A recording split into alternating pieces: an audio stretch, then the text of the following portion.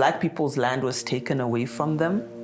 They were disenfranchised. They're still disenfranchised. I know we talk about systemic racism, and it is still very much a reality for many South Africans. The simple example I always give is that if you think about Johannesburg and Soweto, right? So Soweto is, maybe 40 minutes out, and all the good schools were built in the suburbs, right? So one could argue, why are Black South Africans now complaining that they don't have access to good education, right?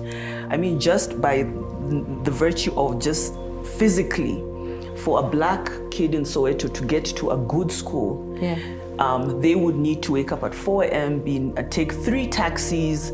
Like, it's a 3-hour story to get to school. It's another 3-hour story to get back home.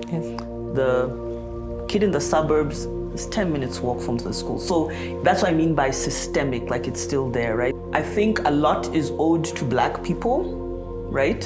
Which I think a lot is owed to Black people before we can even start talking about there being a middle ground.